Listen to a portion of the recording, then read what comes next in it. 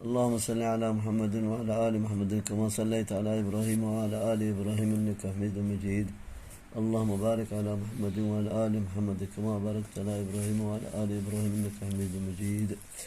سورت عنکبوت مکی ہے اور اس کی 69 آیتیں اور 7 رکوع ہیں. 7 رکوع تھی. 69 آیتیں اور 7 رکوع ہیں. اچھا. بسم اللہ الرحمن الرحیم. الف لام میم احسب الناس ان يتركوا ان يقولوا آمنا وهم لا يفتنون ولقد فتنا الذين من قبلهم فليعلمن الله الذين صدقوا وليعلمن الكاذبين. أم حسب الذين يعملون السيئات أن يسبقون ساء ما يحكمون. من كان يرجو لقاء الله فإن أجل الله لآت وهو السميع العليم. ومن جاهد فإنما يجاهد لنفسه إن الله لغني عن العالمين. والذين آمنوا وعملوا الصالحات لنكفرن عنهم سيئاتهم ولنجزينهم أحسن الذي كانوا يعملون. تنير ثاني.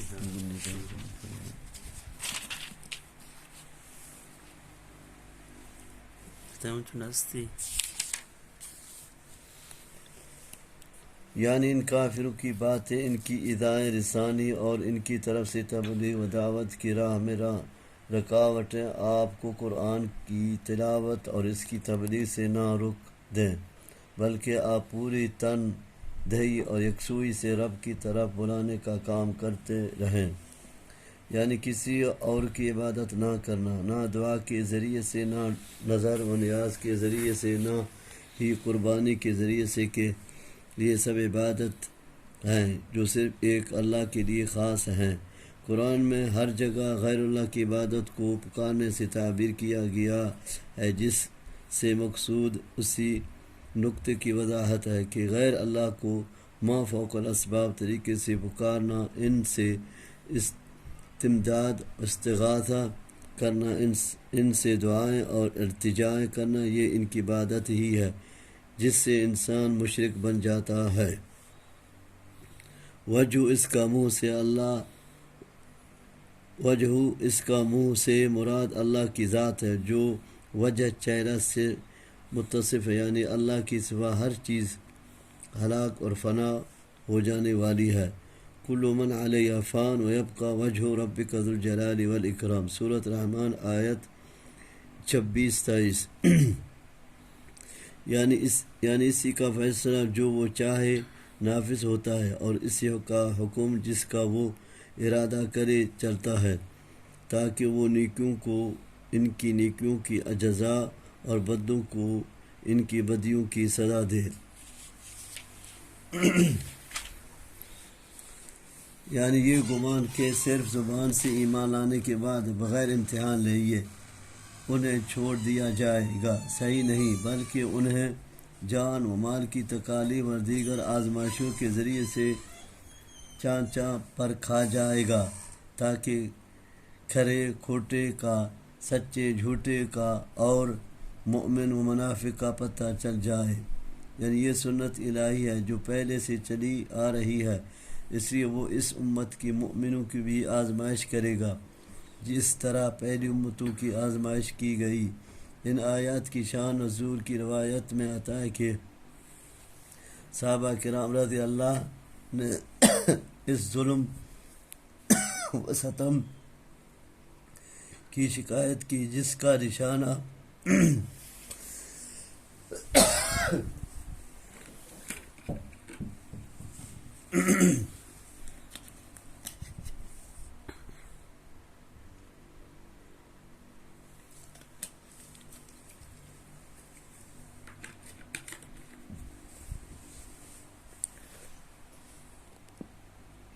ان آیات کی شان نزول کی روایت میں آتا ہے کہ صحابہ کرام رضی اللہ نے اس ظلم و ستم کی شکایت کی جس کا نشانہ وہ کفار مکہ کی طرف سے بنے ہوئے تھے، اور رسول اللہ صلی اللہ علیہ وسلم سے دعا کی، درخواست کی تاکہ اللہ تعالیٰ ان کی مدد فرمائے. آپ صلی اللہ علیہ وسلم نے فرمایا کہ یہ تشدد و اذاعت و اہل ایمان کی تاریخ کا حصہ ہے۔ تم سے پہلے بعض مومنوں کا یہ حال کیا گیا کہ انہیں ایک گھڑا کھود کر اس میں کھڑا کر دیا گیا اور پھر ان کے سروں پر آرا چلا دیا گیا، جس سے ان کے جسم دو حصوں میں تقسیم ہو گئے۔ اسی طرح لوہے کی کھنگیاں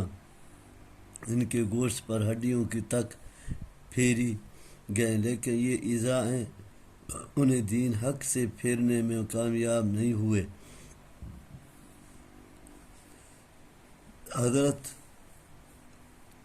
حضرت عمار، ان کی والدہ حضرت سمیہ اور والد حضرت یاسر، حضرت صہیب، بلال و مقداد وغیرہ ہم رضوان اللہ علیہم جمیعاً پر اسلام کی ابتدائی دور میں جو ظلم و ستم کے پہاڑ توڑے گئے وہ صفحات تاریخ میں محفوظ ہیں۔ یہ واقعات ہی ان آیات کے نزول کا سبب بنے، تاہم عموم الفاظ کے اعتبار سے قیامت تک کہ اہل ایمان اس میں داخل ہیں، یعنی ہم سے بھاگ جائیں گے اور ہماری گرفت میں نہ آ سکیں گے۔ یعنی اللہ کے بارے میں کس ظن فاسد میں یہ مبتلا ہیں، جب کہ وہ ہر چیز پر قادر ہے اور ہر بات سے باخبر بھی، پھر اس کی نافرمانی کر کے اس کے مؤاخذہ عذاب سے بچنا کیوں کر ممکن ہے؟ یعنی جس سے آخرت پر یقین ہے اور وہ اجر و ثواب کی امید پر اعمال صالحہ کرتا ہے، اللہ تعالیٰ اس کی امیدیں پر لائے گا اور اسے اس کی عملوں کی مکمل جزا عطا فرمائے گا، کیونکہ قیامت یقیناً برپا ہو کر رہے گی اور اللہ کی عدالت ضرور قائم ہوگی۔ وہ بندوں کی باتوں اور دعاؤں کا سننے والا اور ان کے چھپے اور ظاہر سب عملوں کو جاننے والا ہے۔ اس کے مطابق وہ جزا و سزا بھی یقیناً دے گا۔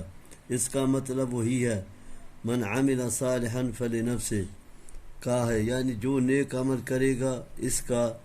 فائدہ اسی کا ہوگا، ورنہ اللہ تعالیٰ تو بندوں کے افعال سے بے نیاز ہے۔ اگر سارے کے سارے متقی بن جائیں تو اس کی سلطنت میں قوت و اضافہ نہیں ہوگا، اور سب نافرمان ہو جائیں تو اس سے اس کی بادشاہی میں کمی نہیں ہوگی۔ الفاظ کی مناسبت سے اس میں جہاد مع الکفار بھی شامل ہے کہ وہ بھی من جملہ اعمال صالحہ ہی ہے، یعنی باوجود اس بات کے کہ اللہ تعالیٰ تمام مخلوق سے بے نیاز ہے، وہ محض اپنے فضل و کرم سے اہل ایمان کو ان کے عملوں کی بہترین جزا عطا فرمائے گا اور ایک ایک نیکی پر کئی گنا اجر و ثواب دے گا۔ قرآن کریم کے متعدد مقامات پر اللہ تعالیٰ نے اپنی توحید و عبادت کا حکم دینے کے ساتھ والدین کے ساتھ حسن سلوک کی تاکید کی ہے۔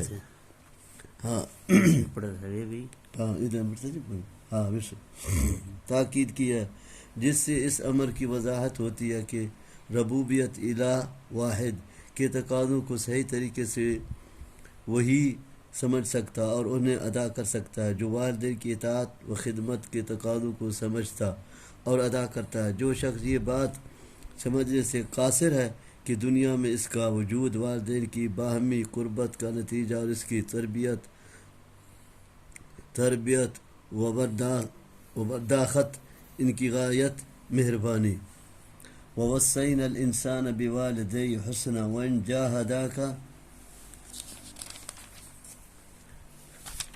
جاہداک لتشرک بی ما لیس لک بی علم فلا تطعهما الی مرجعکم فانبئکم بما کنتم تعملون والذین آمنوا وعملوا الصالحات لندخلنهم في الصالحین ومن الناس من يقول آمنا بالله فإذا أوذي في الله جعل فتنة الناس كعذاب الله ولئن جاء نصر من ربك ليقولن إنا كنا معكم أوليس الله بأعلم بما في صدور العالمين وليعلمن الله الذين آمنوا وليعلمن المنافقين وقال الذين كفروا للذين آمنوا اتبعوا سبيلنا ولنحمل خطاياكم وما هم بحاملين من خطاياهم من شيء۔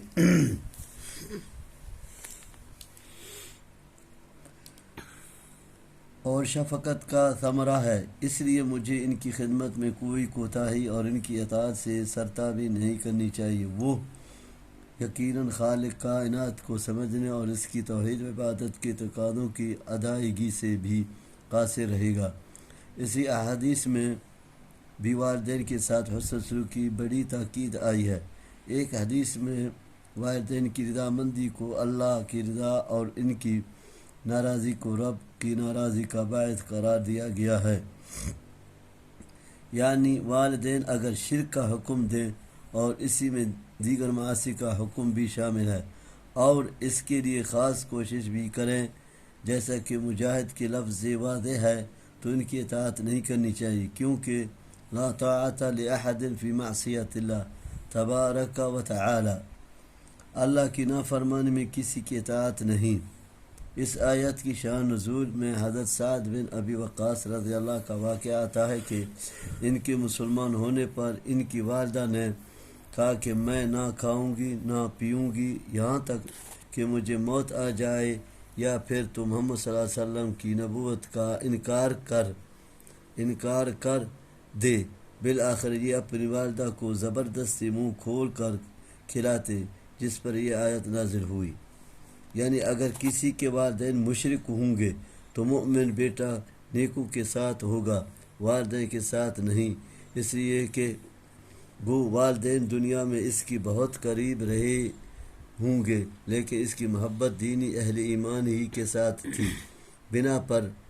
المرء مع من حب کے تحت وہ زمرہ صالحین میں ہوگا۔ اس میں اہل نفاق یا کمزور ایمان والوں کا حال بیان کیا گیا ہے کہ ایمان کی وجہ سے انہیں ایذا پہنچتی ہے تو عذاب الہی کی طرح وہ ان کے لیے ناقابل برداشت ہوتی ہے، نتیجن وہ ایمان سے پھر جاتے اور دین عوام کو اختیار کر لیتے ہیں۔ ہاں سعد بن وقاص یعنی مسلمان کو فتح و غلبہ نصیب ہو جائے، یعنی تمہارے دین بھائی ہیں، یہ وہی مضمون ہے جو دوسرے مقام پر اس طرح بیان فرمایا گیا ہے کہ وہ لوگ تمہیں دیکھتے رہتے ہیں، اگر تمہیں اللہ کی طرف سے فتح ملتی ہے تو کہتے ہیں کہ کیا ہم تمہارے ساتھ نہیں تھے، اور اگر حالات کافروں کے لیے کچھ سازگار ہوتے ہیں تو کافروں کے سے جا کر کہتے ہیں کہ کیا ہم نے تم کو گھیر نہیں لیا تھا اور مسلمانوں سے تم کو نہیں بچایا تھا۔ یعنی کیا اللہ ان باتوں کو نہیں جانتا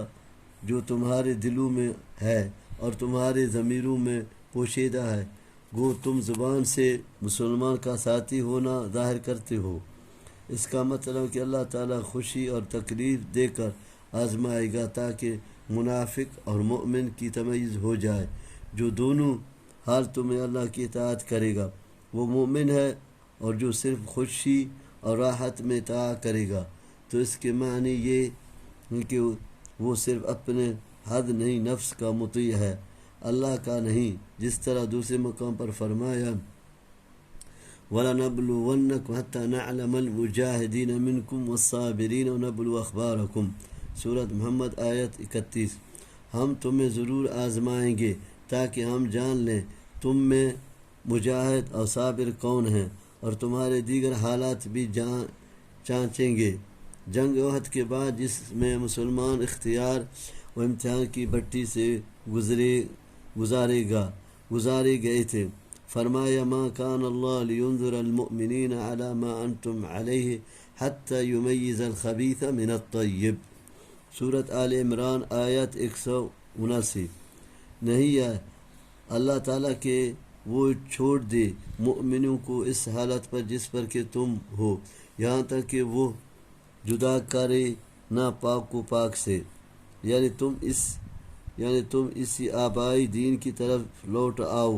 جس پر ہم ابھی تک قائم ہیں، اس لیے کہ وہی دین صحیح ہے۔ اگر اس روایت مذہب پر عمل کرنے سے تم گناہ گار ہوگے تو اس کے ذمہ دار ہم ہیں، وہ بوجھ ہم اپنی گردنوں پر اٹھائیں گے۔ جیسے ود لگے ہاں ہاں یعنی تم اسی آبائی دین کو طرف لوٹے آبا ہاں جس پر ہم ابھی تک قائم ہیں، اس لیے کہ وہ دین صحیح ہے۔ اگر اس روایت ماضی پر عمل کرنے سے تم گناہ گار ہو گئے تو اس کے ذمہ دار ہم ہیں، وہ بوجھ ہم اپنی گردنوں پر اٹھائیں گے۔ اچھا وقال الذين كفروا الذين آمنوا اتبعوا السبيل ونحمل خطاياكم وما هم بحاملين من خطاياهم من شيء خطايا او مگنو خطایا کنو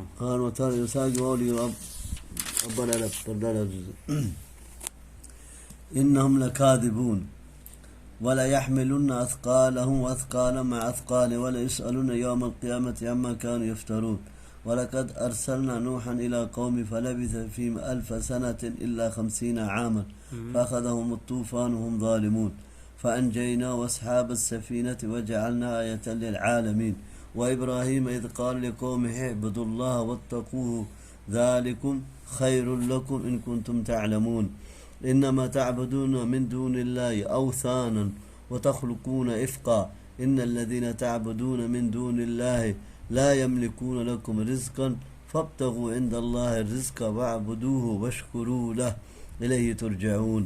وإن تكذبوا فقد كذب من قبلكم۔ اللہ تعالیٰ نے فرمایا چھوٹے ہیں، قیامت کا دن تو ایسا ہوگا کہ وہاں کوئی کسی کا بوجھ نہیں اٹھائے گا۔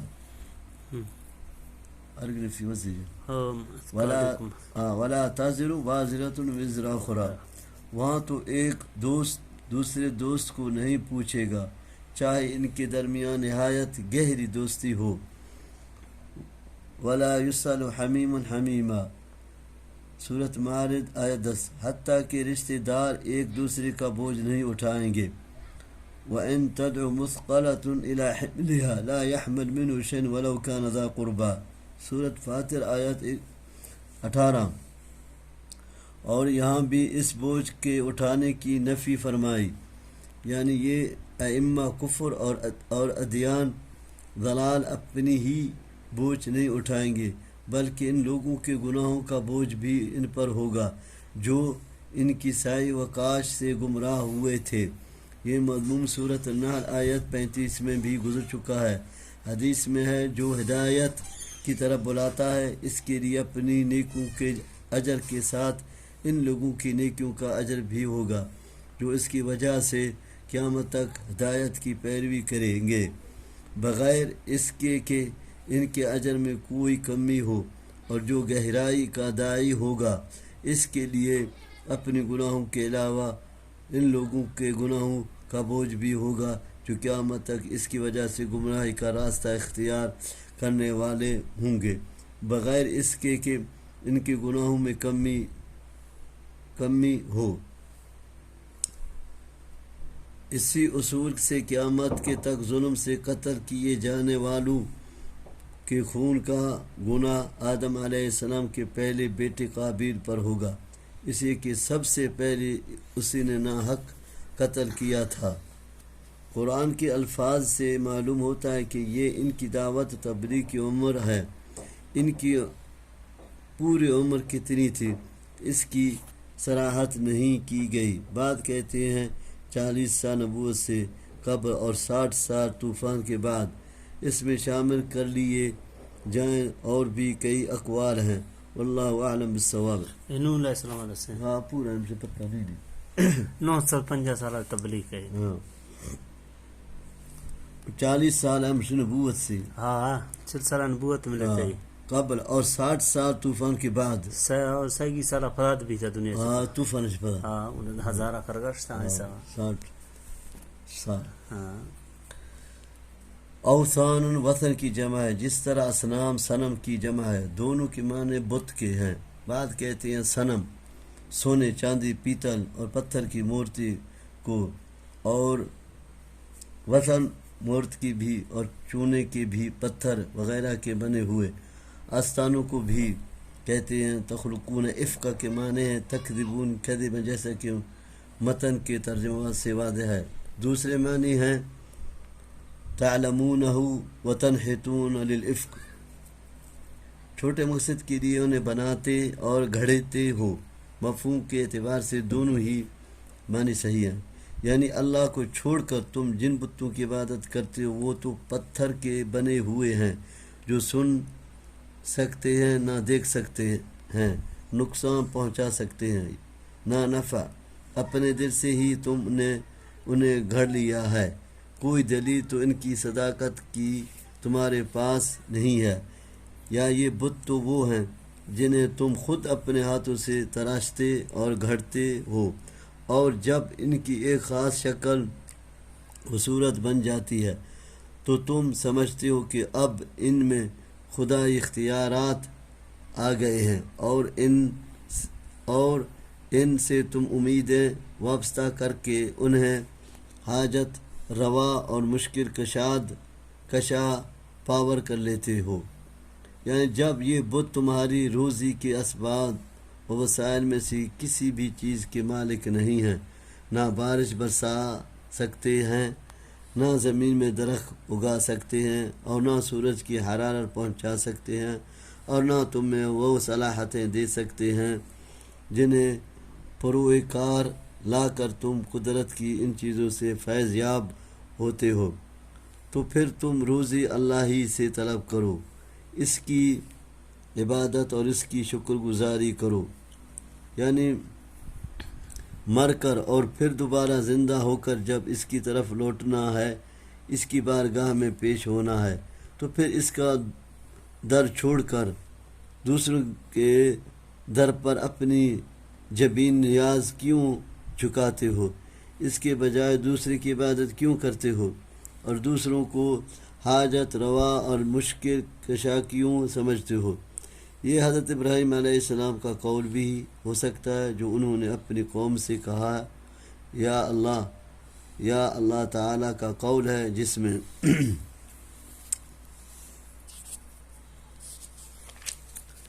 وما علی الرسول الا البلاغ المبین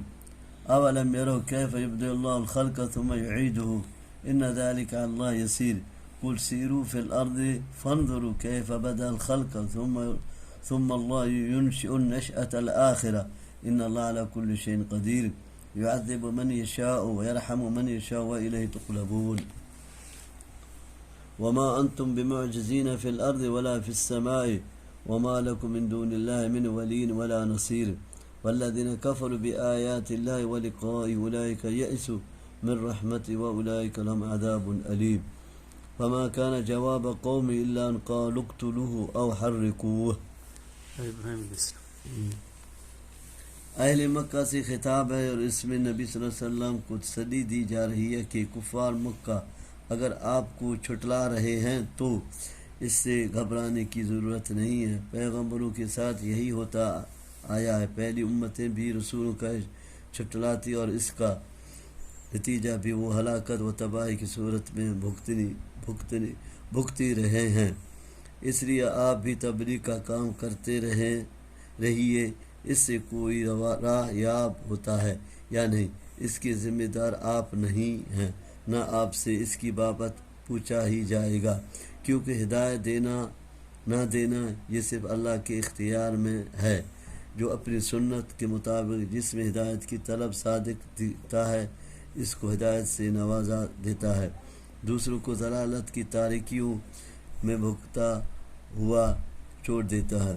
توحید و رسالت کے اس بات کے بعد یہاں سے معاد آخرت کا اثبات کیا جا رہا ہے جس کا کفار انکار کرتے تھے۔ فرمایا پہلی مرتبہ پیدا کرنے والا بھی وہی ہے، جب تمہارے سر سے وجود ہی نہیں تھا، پھر تم دیکھنے سننے اور سمجھنے والے بن گئے، اور پھر جب مر کر تم مٹی میں مل جاؤ گے، بظاہر تمہارا نام و نشان تک نہیں رہے گا، اللہ تعالیٰ تمہیں دوبارہ زندہ فرمائے گا۔ یعنی یہ بات چاہے تمہیں کتنی ہی مشکل لگے اللہ کے لیے بالکل آسان ہے۔ یعنی آفاق میں پھیلی ہوئی اللہ کی نشانی کو دیکھو، زمین پر غور کرو کس طرح اسے بچھایا، اس میں پہاڑ، وادیاں، نہریں، سمندریں بنائے، اسی سے انواع و اقسام کی روزیاں اور پھل پید کیے، کیا یہ سب چیزیں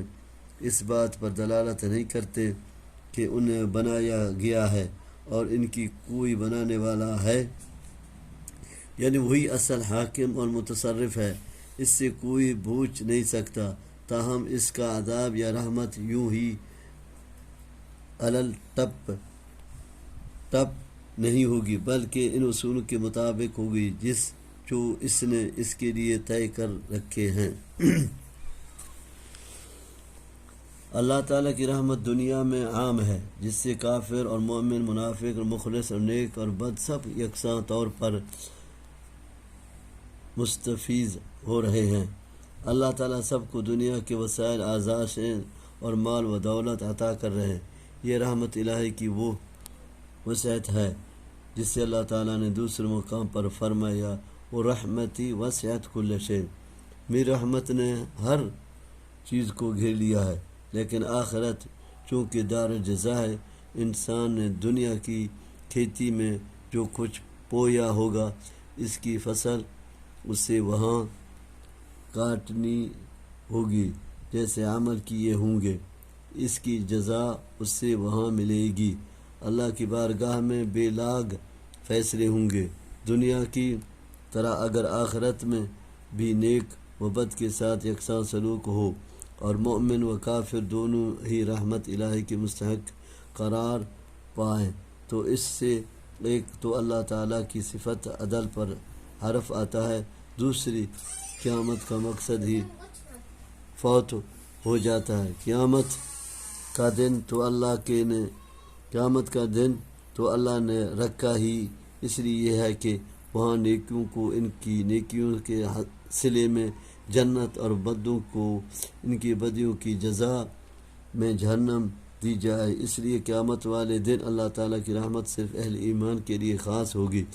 جسے یہاں بھی بیان کیا گیا ہے کہ جو لوگ آخرت اور معاد کے ہی منکر ہوں گے، وہ میری رحمت سے نا امید ہوں گے، یعنی ان کے حصے میں رحمت الہی نہیں آئے گی۔ سورۃ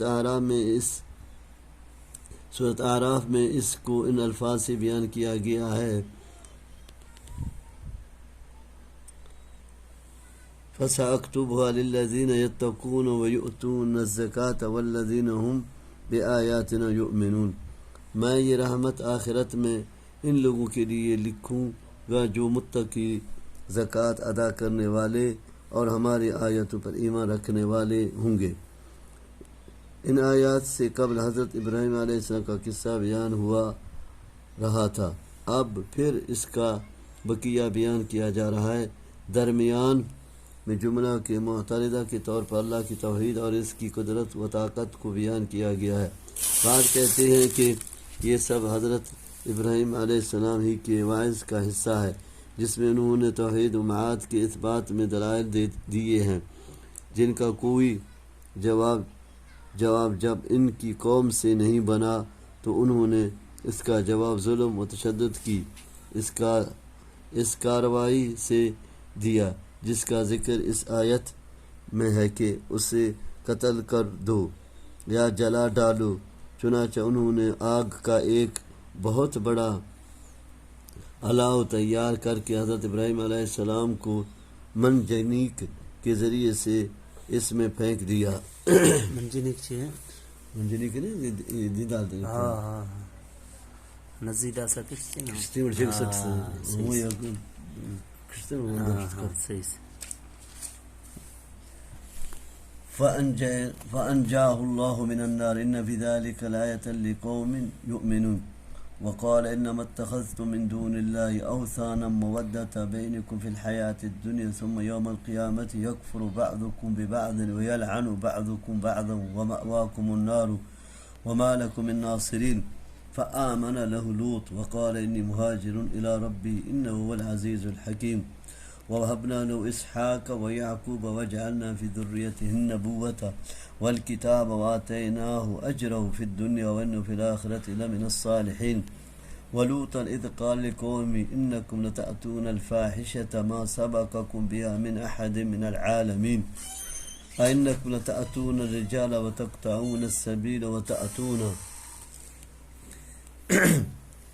یعنی اللہ نے اس آگ کو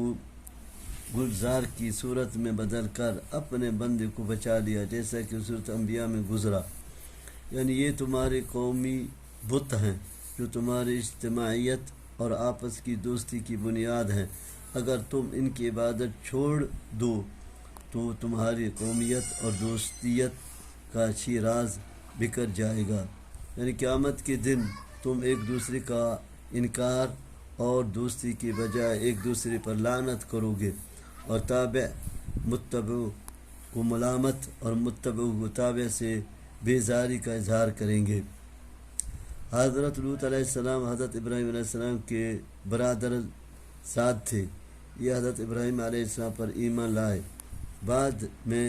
ان کو بھی صدوم کے علاقے میں نبی بنا کر بھیجا گیا۔ یہ حضرت ابراہیم علیہ السلام نے کہا، اور بعد کے نزدیک حضرت لوط علیہ السلام نے، اور بعد کہتے ہیں دونوں کی ہجرت کی، یعنی جب ابراہیم علیہ السلام اور ان پر ایمان لانے والے لوط علیہ السلام کے لیے اپنے علاقے کوٹی میں جو حران کی طرف جاتے ہوئے کوفے کی ایک بستی تھی، اللہ کی عبادت کرنی مشکل ہو گئی تو وہاں سے ہجرت کر کے شام کے علاقے میں چلے گئے۔ تیسری ان کے ساتھ حضرت ابراہیم علیہ السلام کی اہلیہ سارہ تھی۔ سارات فجی ادھر ہاں یعنی حضرت اسحاق علیہ السلام سے یعقوب علیہ السلام ہوئے، جن سے بنی اسرائیل کی نسل چلی، اور انہی میں سارے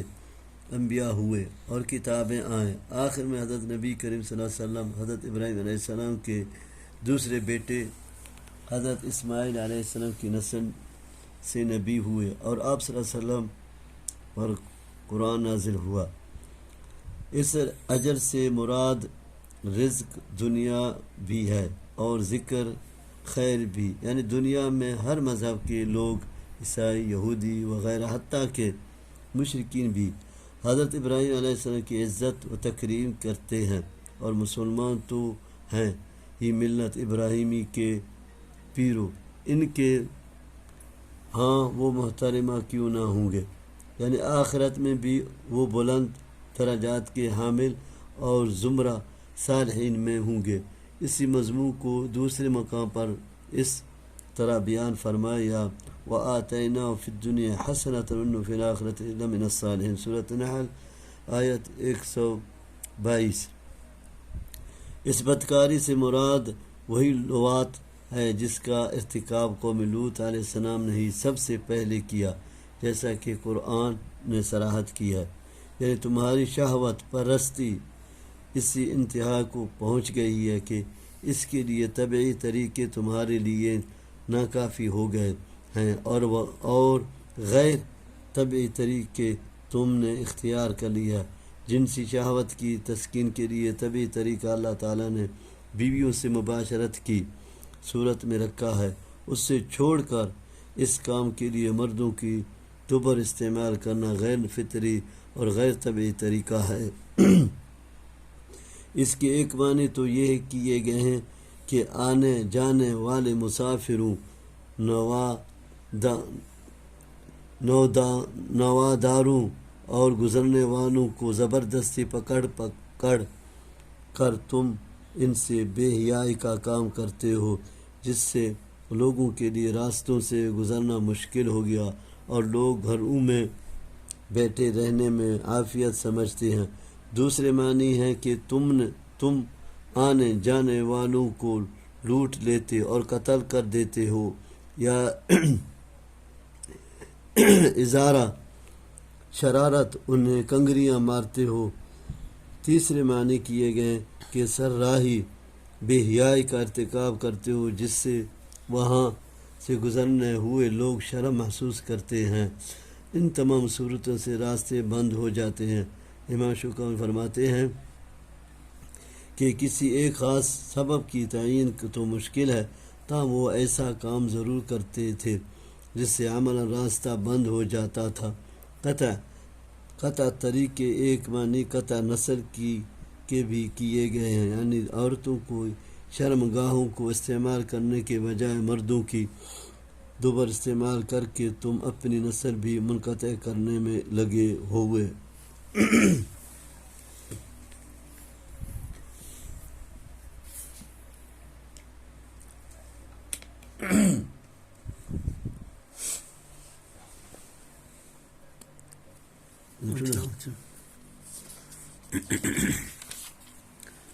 وتأتون في ناديكم المنكر فما كان جواب قوم إلا أن قالوا ائتنا بعذاب الله إن كنت من الصادقين قال رب انصرني على القوم المفسدين ولما جاءت رسلنا إبراهيم بالبشرى قالوا إنا مهلك أهل هذه القرية إن أهلها كانوا ظالمين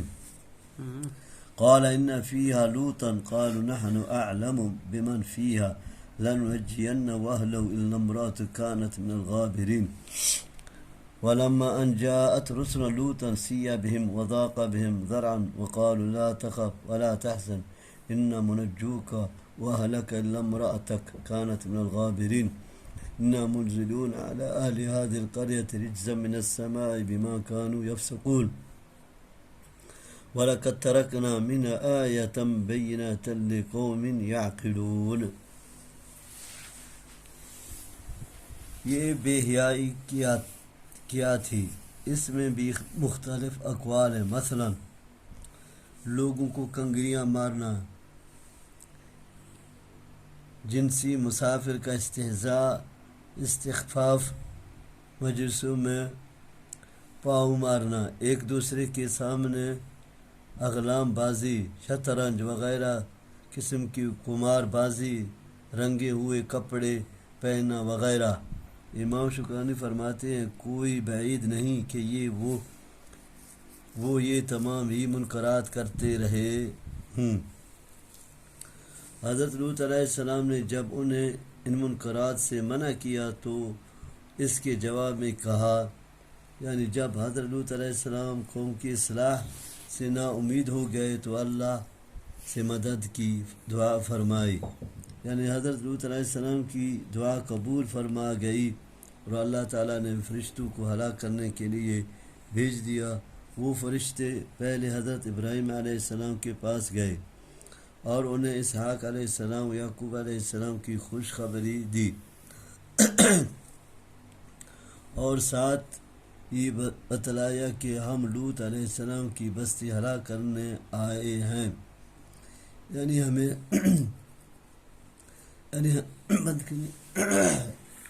علم ہے کہ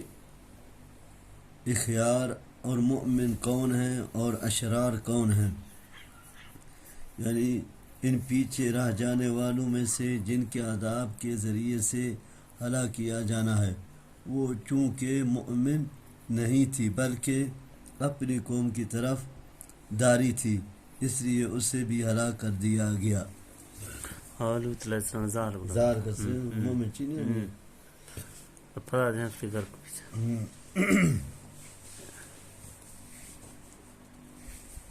سی ابہم کے معنی ہیں ان کے پاس ایسی چیز آئی جو انہیں بری لگی اور اس سے ڈر گئے، اس لیے کہ لوط علیہ السلام نے ان فرشتوں کو جو انسانی شکل میں آئے تھے انسان ہی سمجھا، ڈرے۔ اپنی قوم کی عادت بد اور سرکشی کی وجہ سے کہ ان خوبصورت مہمانوں کی آمد کا علم اگر انہیں ہو گیا تو وہ ان سے زبردستی بے حیائی کا ارتکاب کریں گے جس سے میری رسوائی ہوگی۔ ذاک بہم ذرعن، یہ کہنا یہ ہے عاجزی سے، جیسے ضعاف یا دو ہاتھ کا تنگ ہونا۔ کنایا ہے فکر سے، یعنی ان خوش شکل مہمانوں کو بد خصلت قوم سے بچانے کی کوئی تدبیر انہیں نہیں سوچی، جس کی وجہ سے وہ غمگین اور دل میں پریشان تھے۔ فرشتوں نے حضرت لوط علیہ السلام کی اس پریشانی اور غم و حزن کی کیفیت کو دیکھا تو انہیں تسلی دی اور کہا کہ آپ کوئی خوف اور حزن نہ کریں، ہم اللہ کی طرف سے بھیجے ہوئے فرشتے ہیں، ہمارا مقصد آپ کو اور آپ کے گھر والوں کو سوائے آپ کی بیوی کے نجات دلانا ہے۔ اس آسمانی عذاب سے وہی عذاب مراد ہے جس کے ذریعے سے قوم لوط کو ہلاک کیا گیا۔ کہا جاتا ہے کہ جبرائیل علیہ السلام نے ان کی بستیوں کو زمین سے اکھیڑا آسمان کی بلندیوں تک لے گئے، پھر ان کو انہی پر الٹ دیا گیا۔ اس کے بعد کھنگر پتھروں کی بارش ان پر ہوئی اور اس جگہ کو سخت بدبودار بحیرہ چھوٹے سمندر میں تبدیل کر دیا گیا۔ یعنی پتھروں کے وہ آثار جن کی بارش ان پر ہوئی، سیاہ بدبودار پانی اور الٹی ہوئی بستیاں، یہ سب عبرت کی نشانیاں ہیں، مگر کن کے لیے؟ دانش مندوں کے لیے، اس لیے کہ وہی معاملات پر غور کرتے، اسباب و عوامل کا تجزیہ کرتے اور نتائج و آثار کو دیکھتے ہیں۔ لیکن جو لوگ عقل و شعور سے بے بہرا ہوتے ہیں، انہیں ان چیزوں سے کیا تعلق؟ وہ تو ان جانوروں کی طرح ہیں جنہیں ذبح کے لیے بوچڑ خانے لیا جایا جاتا ہے، لیکن انہیں اس کا احساس ہی نہیں ہوتا۔ اس میں مشرک مکہ کے لیے بھی تعریض ہے کہ وہ بھی تکذیب کا مظاہرہ کر رہے ہیں جو عقل و دان سے بے بہرا لوگوں کا وتیرہ ہے۔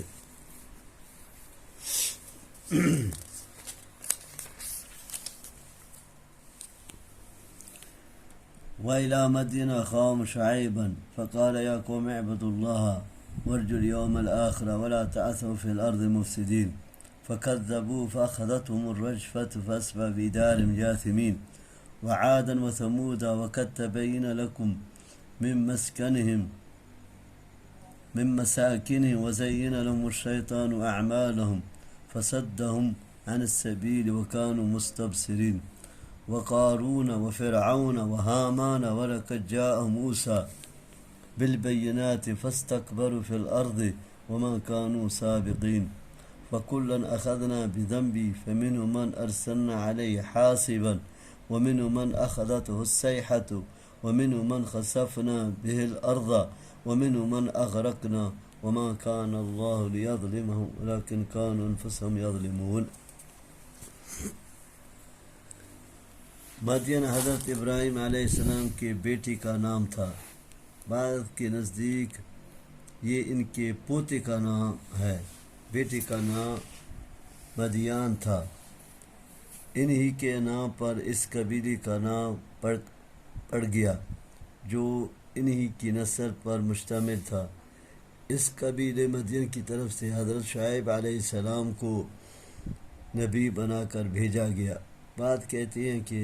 مدین شہر کا نام تھا، یہ قبیلہ شہر لوط علیہ السلام کی بستی کے قریب ہی تھا۔ اللہ کی عبادت کے بعد انہیں آخرت کی یاد دہائی کرائی گئی، یا تو اس لیے کہ وہ آخرت کے منکر تھے، یا اس لیے کہ وہ اسے فراموش کیے ہوئے تھے اور معصیت میں مبتلا تھے۔ اور جو قوم آخرت کو فراموش کر دے وہ گناہوں میں دلیر ہوتی ہے، جیسے آج مسلمان کی اکثریت کا حال ہے۔ ناپ تول میں کمی اور لوگوں کو کم دینا، یہ بیماری ان میں عام تھی، اور ارتکاب معاصی میں بھی انہیں پاک نہیں تھا، جس سے زمین فساد سے بھر گئی تھی۔ حضرت شعیب علیہ السلام کی وعظ و نصیحت کا ان پر کوئی اثر نہیں ہوا۔ بالآخر بادلوں کے سائے والے دن جبرائیل علیہ السلام کی ایک سخت چیخ سے زمین زلزلے سے لرز اٹھی، جس سے ان کے دل ان کی آنکھوں میں آ گئے اور ان کی موت واقع ہو گئی، اور وہ گھٹنوں کے بل بیٹھ رہ گئے۔ قوم عاد کی بستی احقاف حضرموت یمن کے قریب، اور ثمود کی بستی حجر جسے آج کل مدائن صالح کہتے ہیں، حجاز کے شمالی میں ہے۔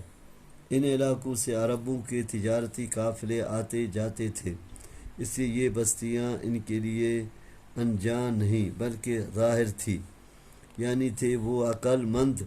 اور ہوشیار، لیکن دین کے معاملے میں انہوں نے اپنی عقل و بصیرت سے کچھ کام نہیں لیا،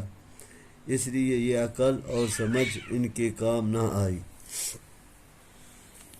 یعنی دلائل و معجزات کا کوئی اثر ان پر نہیں ہوا،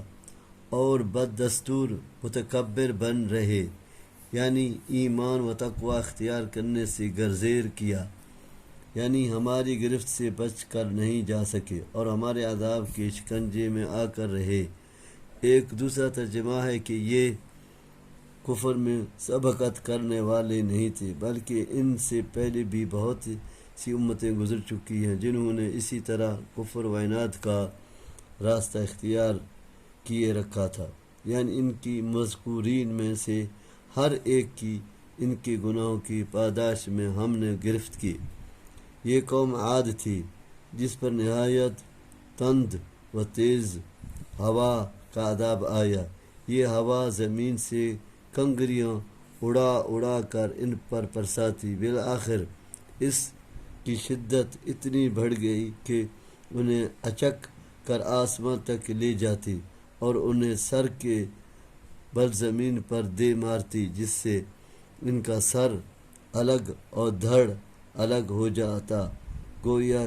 کہ وہ کھجور کے کھوکھلے تنے ہیں۔ بعض مفسرین نے حاسم کا مصداق قوم لوط علیہ السلام کو ٹھہرایا، لیکن امام بن کثیر نے اس سے غیر صحیح اور حضرت ابن عباس رضی اللہ کی طرف سے منسوب قول کو منقطع قرار دیا ہے۔ یہ حضرت صالح علیہ السلام کی قوم سمود ہے، جنہیں ان کے کہنے پر ایک چٹان سے اونٹنی نکال کر دکھائی گئی، لیکن ان ظالموں نے ایمان لانے کے بجائے اس اونٹنی کو ہی مار ڈالا، جس کے 3 دن بعد ان پر سخت چھنکار کا عذاب آیا، جس نے ان کی آوازوں اور حرکتوں کو خاموش کر دیا۔ یہ قارون ہے جسے مال و دولت کے خزانے عطا کیے گئے تھے، لیکن یہ اس گھمنڈ میں مبتلا ہو گیا کہ یہ مال و دولت اس بات کی دلیل ہے کہ میں اللہ کے ہاں معزز و محترم ہوں، مجھے موسیٰ علیہ السلام کی بات ماننے کی کیا ضرورت ہے۔ چنانچہ اس سے اس کے خزانوں اور محلات سمیت زمین میں دھس دیا گیا۔ یہ فرعون ہے جو ملک مصر کا حکمران تھا، لیکن حد سے تجاوز کر کے اس نے اپنے بارے میں الوہیت کا دعویٰ بھی کر دیا۔ حضرت موسیٰ علیہ السلام پر ایمان لانے سے اور ان کی قوم بنی اسرائیل کو، جس کو اس نے غلام بنا رکھا تھا، آزاد کرنے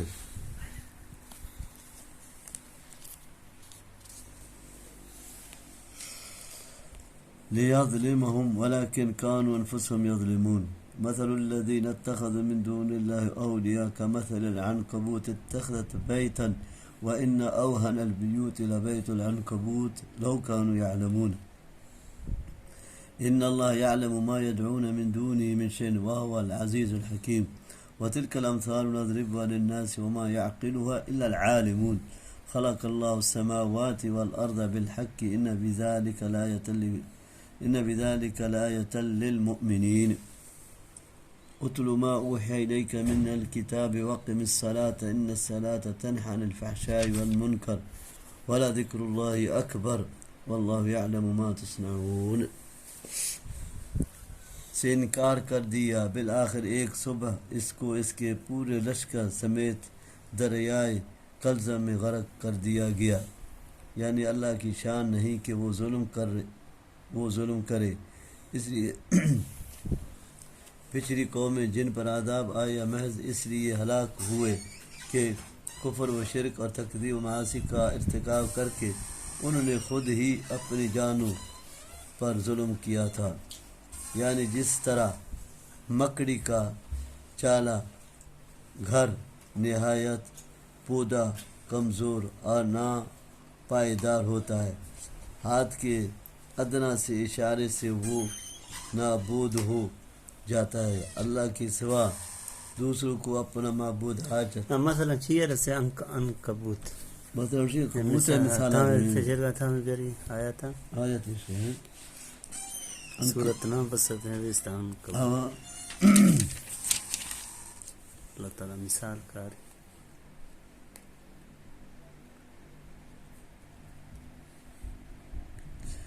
مثل الذين اتخذوا من دون الله أولياء كمثل العنكبوت اتخذت بيتا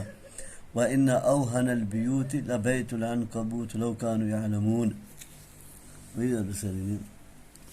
یعنی جس طرح مکڑی کا جالا، مکڑی ہاں وہ بھی شے منہ کنن دیگر سے کم نہایت پودا کمزور اور ناپیدار ہو جاتا ہے، ہاتھ کے ادنا سے اشارے سے وہ نابود ہو جاتا ہے۔ اللہ کے سوا دوسروں کو اپنا معبود، حاجت روا اور مشکل کشا شریر کا چی والا لو ہے، حق مکڑی والا لو ہے، ہاں من دستا مکڑی لو دستا ختم نہیں کرو، ہمیں ابھی مثال دی ہے ہاں۔ اللہ تعالی مثال آرند فرمائے۔ اور مشکل کشا سمجھنا بھی بالکل ایسا ہی ہے، یعنی بالکل بے فائدہ ہے۔ یہ پائیدار یا نفع بخش ہوتے تو یہ معبود گزشتہ اقوام کو تباہی سے بچا لیتے، لیکن دنیا نے دیکھ لیا کہ وہ انہیں نہیں بچا سکے، یعنی انہیں خواب غفلت سے بیدار کرنے، شرک کی حقیقت سے آگاہ کرنے اور ہدایت کا راستہ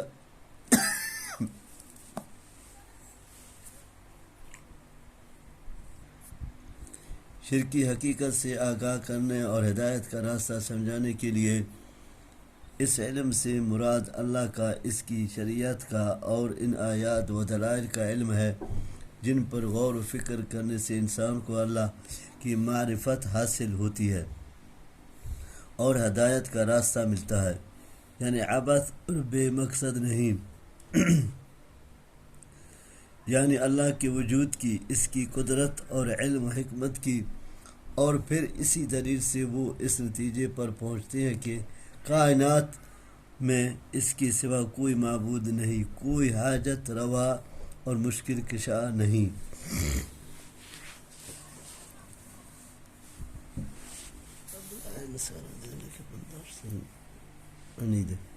قرآن کریم کی تلاوت متعدد مقاصد کے لیے مطلوب ہے، محض اجر و ثواب کے لیے، اس کے معنی و مطالعے پر متدبر و تفکر کے لیے، تعلیم و تدریس کے لیے اور وعظ و نصیحت کے لیے۔ اس حکم تلاوت میں ساری ہی صورتیں شامل ہیں، کیونکہ نماز سے بشرطے کہ نماز ہو انسان کا تعلق خصوصی اللہ تعالیٰ کے ساتھ قائم ہو جاتا ہے،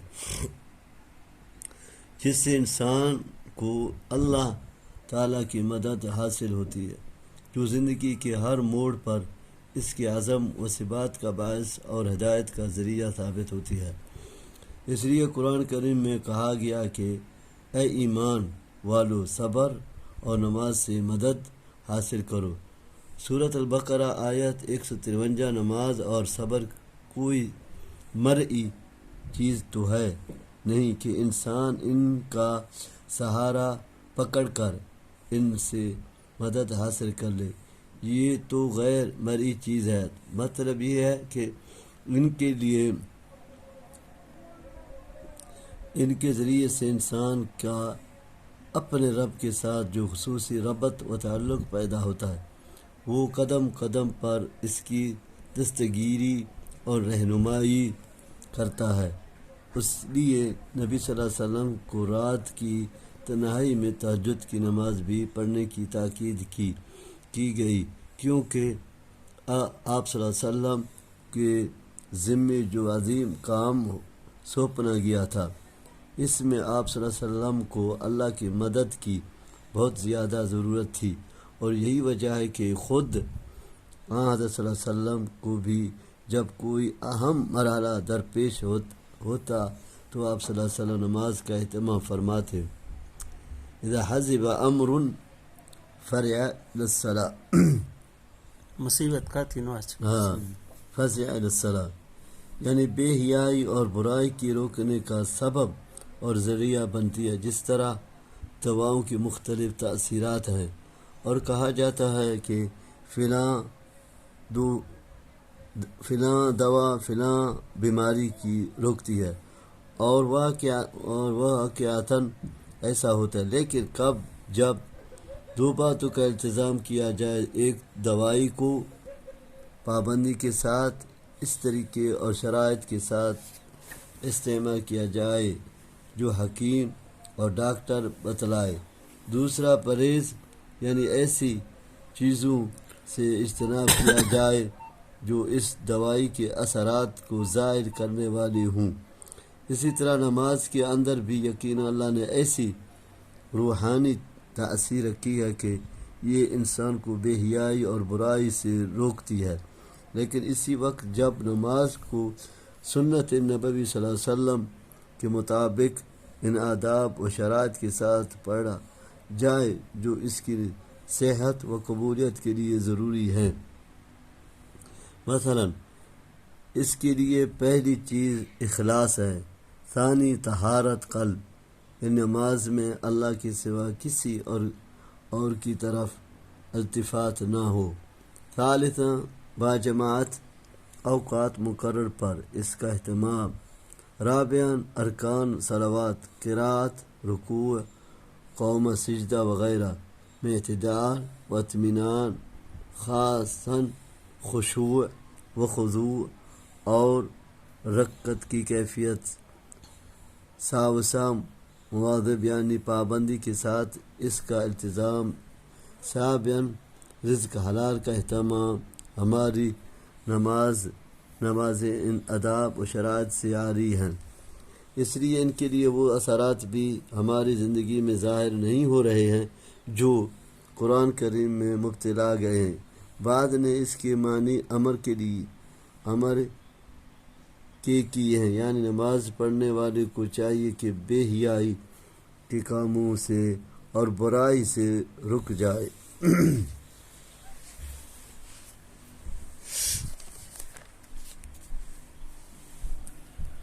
وَلَا تُجَادِلُوا أَهْلَ الْكِتَابِ إِلَّا بِالَّتِي هِيَ أَحْسَنُ إِلَّا الَّذِينَ ظَلَمُوا مِنْهُمْ وَقُولُوا آمَنَّا بِالَّذِي أُنزِلَ إِلَيْنَا وَأُنزِلَ إِلَيْكُمْ وَإِلَٰهُنَا وَإِلَٰهُكُمْ وَاحِدٌ وَنَحْنُ لَهُ مُسْلِمُونَ وَكَذَلِكَ أَنزَلْنَا إِلَيْكَ الْكِتَابَ فَالَّذِينَ آتَيْنَاهُمُ الْكِتَابَ يُؤْمِنُونَ بِهِ وَمِنْ هَٰؤُلَاءِ مَنْ يُؤْمِنُ بِهِ وَمَا يَجْحَدُ بِآيَاتِنَا إِلَّا الْكَافِرُونَ وما كنت تتلو من قبل من كتاب ولا تخط بيمينك إذا لارتاب المبطلون بل هو آية بينة في صدور الذين أوتوا العلم وما يجحد بآياتنا إلا الظالمون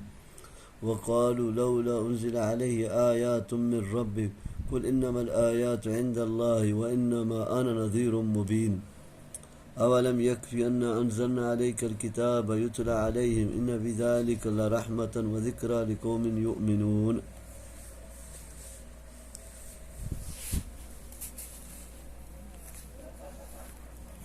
یعنی بے حیائی اور برائی سے روکنے میں اللہ کا ذکر اقامت الصلاۃ سے بھی زیادہ مؤثر ہے، اس لیے کہ آدمی جب تک نماز میں ہوتا ہے برائی سے رکا رہتا ہے، لیکن بعد میں اس کی تاثیر کمزور ہو جاتی ہے۔ اس کے برعکس ہر وقت اللہ کا ذکر اس کے لیے ہر وقت برائی میں مانع رہتا ہے۔ اسی کو وہ اہل علم و فہم ہیں، بات کو سمجھنے کی صلاحیت و استعداد رکھتے ہیں، بنا پر ان سے بحث گفتگو میں تلخی اور تندی مناسب نہیں، یعنی جو بحث و مجادلہ میں افراد سے کام لے تو تمہیں بھی سخت لب و لہجہ اختیار کرنے کی اجازت ہے۔ بعد نے پہلے گروہ سے مراد وہ اہل کتاب لیے ہیں جو مسلمان ہو گئے تھے، اور دوسرے گروہ سے وہ اشخاص جو مسلمان نہیں ہوئے بلکہ یہودیت و نصرانیت پر قائم رہیں، اور بعد نے ظلم منہ کا مصداق ان اہل کتاب کو لیا ہے جو مسلمان کے خلاف جارحانہ عزائم رکھتے تھے اور جدال و قتال کے بھی مرتکب ہوتے تھے۔ ان سے تم بھی قتال کرو تاکہ مسلمان ہو جائیں یا جزیہ دیں، یعنی تورات و انجیل پر، یعنی یہ بھی اللہ کی طرف سے نازل کرو ہیں، اور یہ کہ یہ شریعت اسلامیہ کی قیام اور بعثت محمدیہ تک شریعت الہی ہے۔ اس سے مراد عبداللہ بن سلام رضی اللہ وغیرہ ہیں۔ ایتاء کتاب سے مراد اس پر عمل ہے، گویا کتری مٹھا ہے گل رکھنا زور آواز منا گئے گویا اس پر جو عمل نہیں کرتے انہیں یہ کتاب دی ہی نہیں گئی۔ اس سے مراد اہل مکہ ہیں جن میں سے کچھ لوگ ایمان لے آئے تھے اس لیے کہ ان پڑھ تھے، اس لیے کہ لکھنے کے لیے بھی علم ضروری ہے جو آپ نے کسی سے حاصل ہی نہیں کیا تھا۔ یعنی اگر آپ صلی اللہ علیہ وسلم پڑھے لکھے ہوتے یا کسی استاد سے کچھ سیکھا ہوتا تو لوگ کہتے ہیں کہ یہ قرآن مجید فلاں کی مدد سے یا اس سے تعلیم حاصل کرنے کا نتیجہ ہے۔ یعنی قرآن مجید کے حافظوں کے سینوں میں یہ قرآن مجید کا اعجاز ہے کہ قرآن مجید لفظ بے لفظ سینے میں محفوظ ہو جاتا ہے۔ یعنی یہ نشانیاں اس کی حکمت و مشیت جن بندوں پر اتارنے کی مقتضا ہوتی ہے وہاں وہ اتارتا ہے، اس میں اللہ سوا کسی کا اختیار نہیں ہے۔ یعنی وہ نشانیاں طلب کرتے ہیں، کیا ان کے لیے بطور نشانی یہ قرآن کافی نہیں ہے جو ہم نے آپ پر نازل کی ہے اور جس کی بابت انہیں چیلنج دیا گیا ہے کہ اس جیسا قرآن لا کر دکھائیں یا کوئی ایک صورت ہی بنا کر پیش کر دیں۔ جب قرآن کی اس معجزہ نمائی کے باوجود یہ قرآن پر ایمان نہیں لا رہے ہیں تو حضرت موسیٰ علیہ السلام و عیسیٰ علیہ السلام کی طرح انہیں معجزے دکھا بھی دیے جائیں تو اس پر یہ کون سا ایمان لے آئیں گے؟ یعنی ان لوگوں کے لیے جو اس بات کی تصدیق کرتے ہیں کہ یہ قرآن اللہ کی طرف سے آیا ہے کیونکہ وہی اس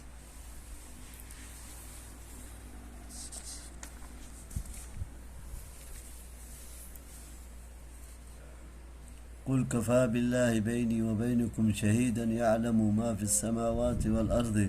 والذین آمنوا بالباطل وکفروا باللہ اولئک هم الخاسرون ويستعجلونك بالعذاب ولولا أجل مسمى لجاءهم العذاب ولا يأتين بغتة وهم لا يشعرون يستعجلونك بالعذاب وإن جهنم لمحيطة بالكافرين يوم يغشاهم العذاب من فوق ومن تحت أرجلهم ويقول ذوقوا ما كنتم تعملون يا عبادي الذين آمنوا إن أرضي واسعة فإياي فاعبدون كل نفس ذائقة الموت ثم إلينا ترجعون والذين آمنوا وعملوا الصالحات لنبوئنهم من الجنة غرفا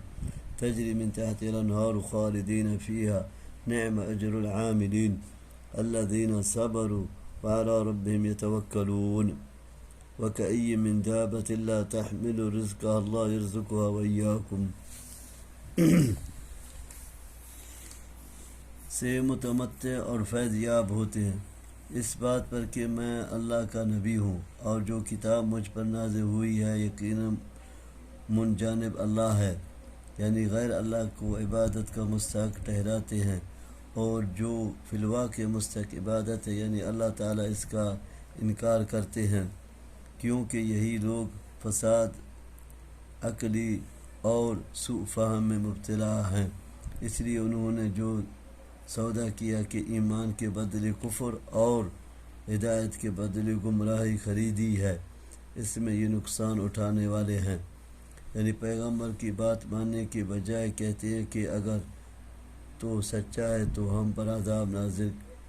کروا دے، یعنی ان کے اعمال و اقوال تو یقیناً اس لائق ہیں کہ انہیں فوراً صفحہ ہستی سے ہی مٹا دیا جائے، لیکن ہماری سنت ہے کہ ہر قوم کو ایک وقت خاص تک مہلت دیتے ہیں، جب وہ مہلت عمل ختم ہو جاتی ہے تو ہمارا عذاب آ جاتا ہے۔ یعنی جب عذاب کا وقت مقرر آ جائے گا تو اس طرح اچانک آئے گا کہ انہیں پتہ بھی نہیں چلے گا۔ یہ وقت مقرر وہ ہے جو اس نے اہل مکہ کے لیے لکھ رکھا تھا، یعنی جنگ بدر میں اسارت و قتل یا پھر قیامت کا وقوع ہے جس کے بعد کافروں کے لیے عذاب ہی عذاب ہے۔ پہلا یستعجلون کے بطور خبر کے تھا اور یہ دوسرا بطور تعجب کے ہیں، یعنی یہ امر تعجب انگیز ہے کہ عذاب کی جگہ جہنم ان کو اپنے گھیرے میں لیے ہوئے ہیں، پھر بھی یہ عذاب کے لیے جلدی مچا رہے ہیں، حالانکہ ہر آنے والی چیز قریب ہی ہوتی ہے، اس سے دور کیوں سمجھتے ہیں؟ یا پھر یہ تکرار بطور تاکید کے ہیں؟ سمجھ العذاب دکھا ہاں وہ بھی دکھائی ٹائم کر لا ہاں جاتی ٹائم واپس ہچ پتہ چیز پتہ ہاں یقول کا فاعل ہے اللہ یا فرشتے، یعنی جب چاروں طرف سے ان پر عذاب ہو رہا ہوگا تو کہا جائے گا اس میں ایسی جگہ سے جہاں اللہ کی عبادت کرنی مشکل ہو اور دین پر قائم رہنا تو بھر ہو رہا ہے۔ ہجرت کرنے کا حکم ہے، جس طرح مسلمانوں نے پہلے مکہ سے حبشہ کی طرف اور پھر بعد میں مدینہ کی طرف ہجرت کی، یعنی موت کا جرعہ تلخ تو لامحال ہر ایک کو پینا ہے، ہجرت کرو گے تب بھی اور نہ کرو گے تب بھی، اس لیے تمہارے لیے وطن کا، رشتہ داروں کا اور دوست احباب کا چھوڑ مشکل نہیں ہونا چاہیے، موت تو تم جہاں بھی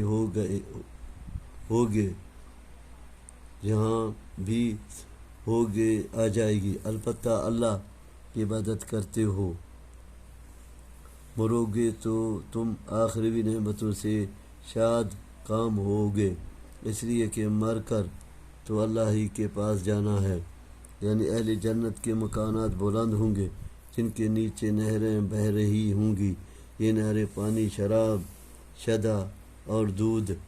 کی ہوگی، علاوہ ازیں انہیں جس طرح پھیرنا چاہیں گے ان کا رخ اسی طرف ہو جائے گا، ان کے زوال کا خطرہ ہوگا، نہ انہیں موت کا اندیشہ، نہ کسی اور جگہ پھیر جانے کا خوف، یعنی دین پر مضبوطی سے قائم رہے، ہجرت کی تکلیفیں برداشت کریں، اہل و عیال اور عزیز و اقربا دور کو محض اللہ کی رضا کے لیے گوار کیا، دین اور دنیا کے ہر معاملے اور حالات میں کئی میں کاف تشبیہ کا ہے اور معنی ہیں کتنے ہی یا بہت سے۔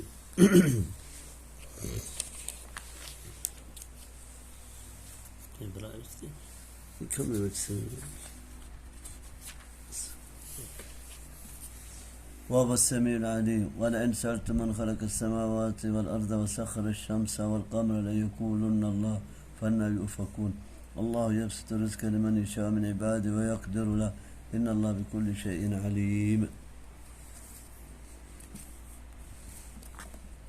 ولئن سألتهم من نزل من السماء ماء فأحياكم به الأرض من بعد موتها ليقولن الله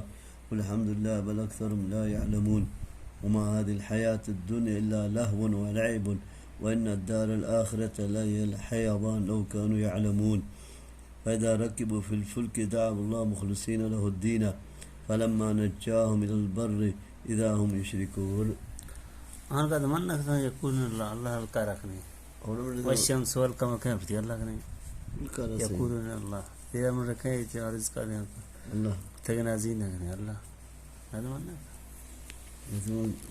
ما بس کیونکہ اٹھا کر لے جانے کی ان میں ہمت ہی نہیں ہوتی، اسی طرح وہ ذخیرہ بھی نہیں کر سکتے، مطلب یہ ہے کہ رزق کسی خاص جگہ کے ساتھ مختصر نہیں ہے بلکہ اللہ کا رزق اپنی مخلوق کے لیے عام ہے،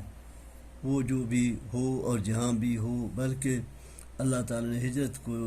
جانے والے صحابہ رضی اللہ کو پہلے سے کہیں زیادہ وسیع اور پاکیزہ رزق عطا فرمایا، نیز تھوڑے سے تھوڑے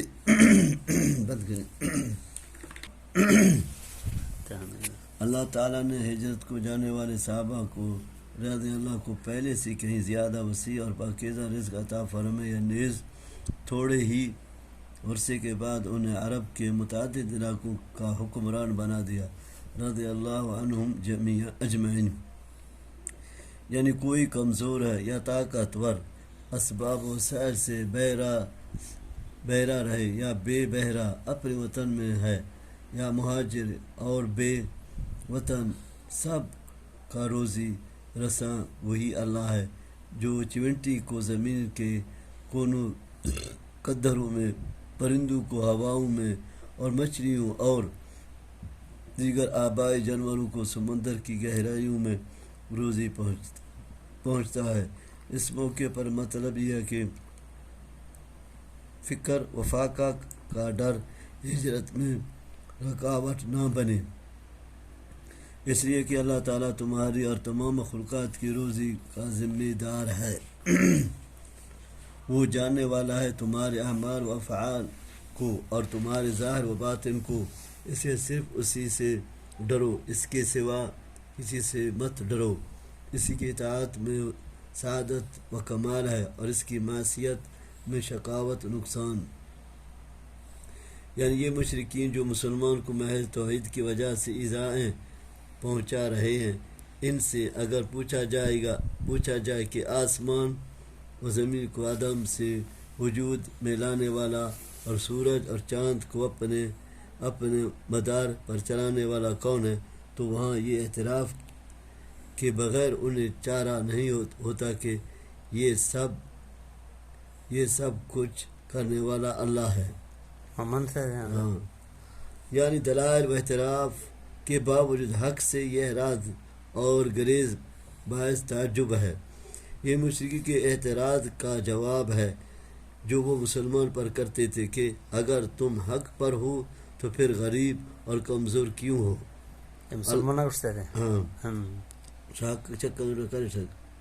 اللہ نے فرمایا کہ رزق کی کشادگی اور کمی اللہ کے اختیار میں ہے، وہ اپنی حکمت مشیت کے مطابق جس کو چاہتا ہے کم یا زیادہ دیتا ہے۔ اس کا تعلق اس کی رضامندی یا غضب سے نہیں ہے، اللہ مرضی ہے، زیادہ دکھا سے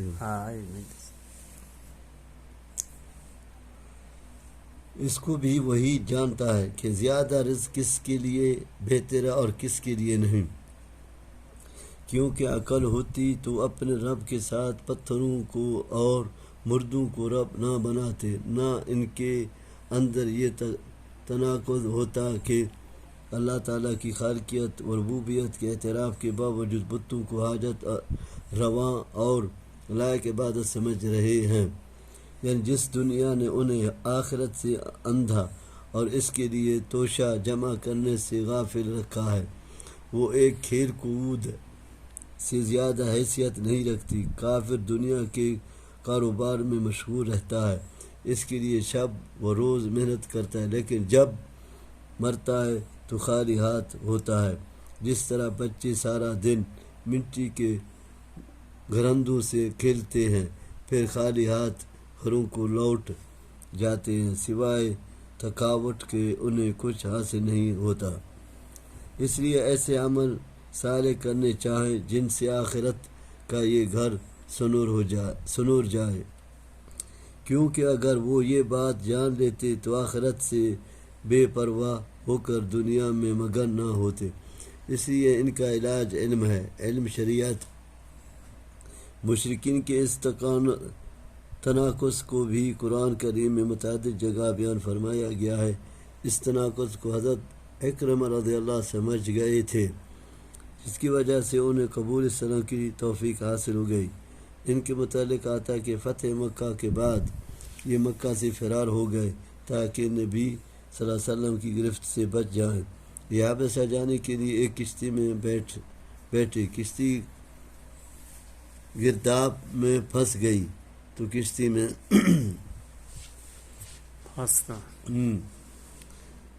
کشتی میں بیٹھ گئی، کشتی گرداب میں پھنس گئی تو کشتی میں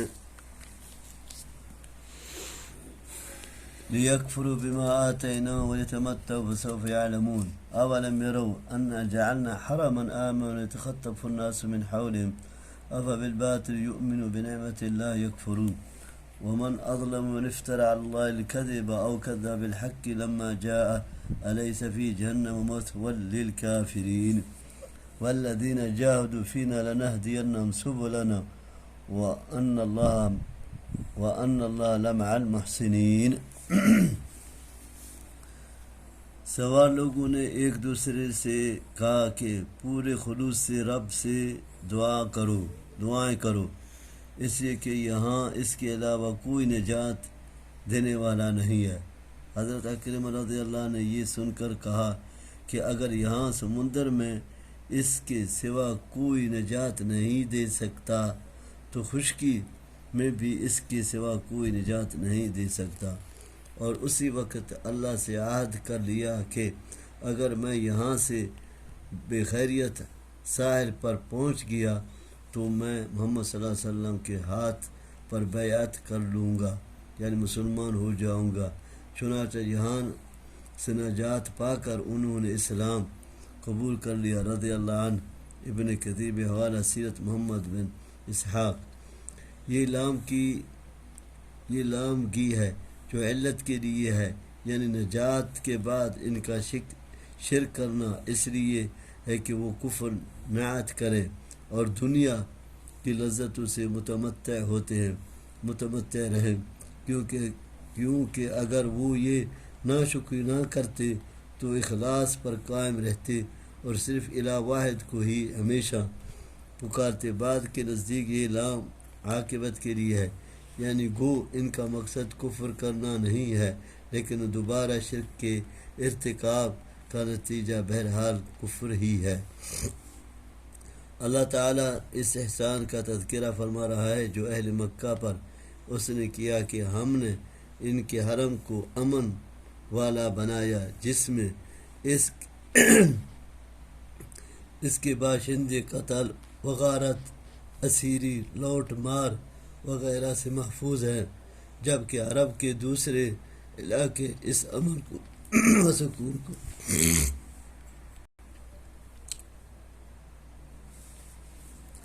اللہ تعالیٰ اس احسان کا تذکرہ فرما رہا ہے جو اہل مکہ پر اس نے کیا کہ ہم نے ان کے حرم کو امن والا بنایا جس میں اس کے باشندے قتل وغارت،